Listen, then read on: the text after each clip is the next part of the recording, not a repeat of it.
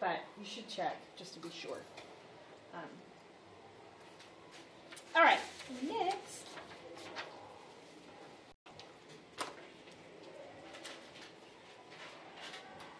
You know what I wish we had for the final? What? Just like a sheet that just had like the equations that you could use on it. Because that's honestly why I just can't remember what equation or what to use for what.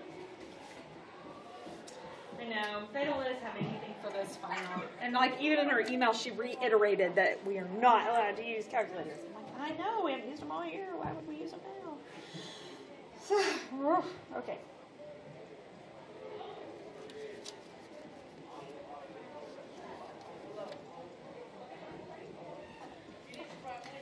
Okay, so on this one, I have a, hold on, I'm not sure why.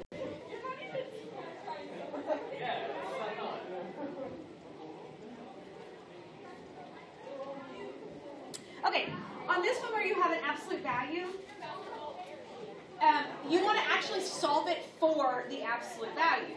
So, and I hope y'all remember absolute value equations, but you probably don't because I think that we do not do a great job in the state of Texas with this, but sorry. But we want to solve for the absolute value. So I'm going to take this equation and I'm going to solve for the absolute value of x. So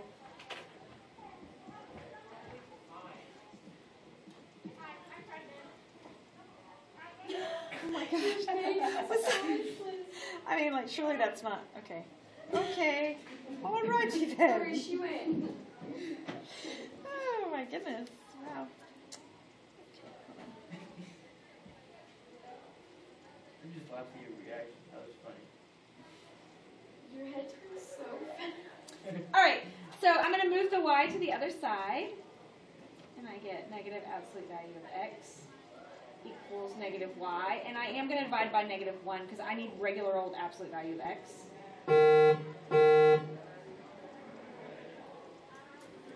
And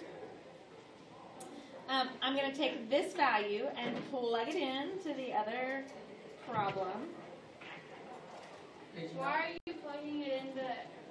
I'm plugging it into x. I was asking, could you not just move the absolute? Can I move it? Take it off, you mean? No, like, I'm saying, instead of solving, like, moving y over, could you not move the absolute of x? You could, but then you're going to get yourself into a place where you don't know what to do. Because what happens when you have to plug in absolute value of x and square it, and you know what to do? Okay, that's why. so, Well, I'm yeah. saying, What is the square root of the absolute value of x squared? Yeah. but if x, if the absolute value of x is equal to y, then y also equals the absolute value of x. Yeah, it is. Same. The reason that we're doing it this way is for the next step, the Oh. re-plugging in step, not really the first step. All right, now, technically, I don't know if y'all remember this, but technically when you have an absolute value, you actually have two answers, x equals y and x equals negative y. Because both of those values would, because we put an absolute value on it, they equal the same thing. But in this case, because it's squared, it doesn't matter. Because I'm going to square this anyway, and a negative y is going to become positive y squared anyway. So it doesn't matter. If this was cubed, it would matter, but it's not. So I'm going to plug in y squared plus y squared equals 4. And that gives me 2y squared equals 4. Divide by 2. Y squared equals 2. Take the square root of both sides. And y equals positive and negative square root 2.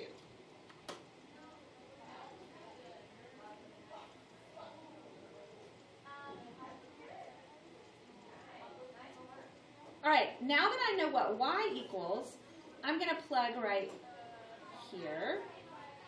And the absolute value of x equals positive and negative square root 2.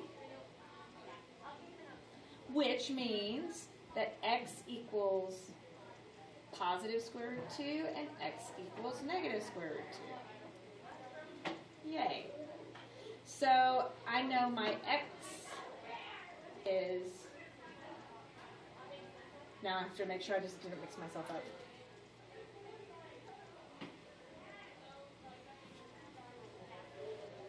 I think I did.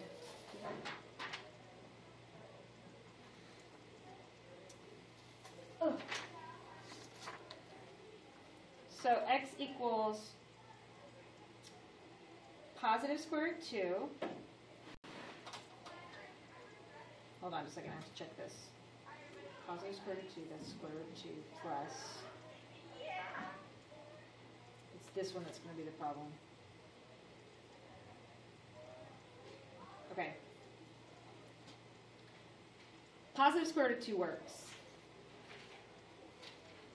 Positive square root of 2, positive square root of 2 works. Okay, so this is a really good example if you have to plug your work back and check it in. Wait, so why does it... Oh, right there. This is where, here's where the problem is going to be, and this is a good example of needing to check your work. So I'm going to plug, so technically what we have right now is 4 ordered pairs. Square root 2, square root 2, negative square root 2, negative square root 2, and then square root 2, negative square root 2, wait, negative square root 2, negative square root 2, and, wait, I just read that twice. Dang it. Here, I'll do that. Like a mix There and we go. match? Yes, it is. And I'm not doing a very good job of mixing and matching. There we go. Okay, so now, I'm going to take this one and plug it back into the problem. Negative square root 2 and negative square root 2. And it's not the top I'm worried about. Because if I square a negative, it's going to become positive anyway. That's not the issue. It's this one that becomes the problem. So, because it's not squaring. So if I have negative square root 2, but in absolute value signs, plus the negative square root of 2, it needs to equal 0. All right, well, the absolute value of negative square root 2 is square root 2, but it has a negative in front. So that makes this negative square root of 2 plus negative square root of 2 equals 0. Well, that's negative 2 square root of 2. Does that equal 0? No. No. Which means this one doesn't work.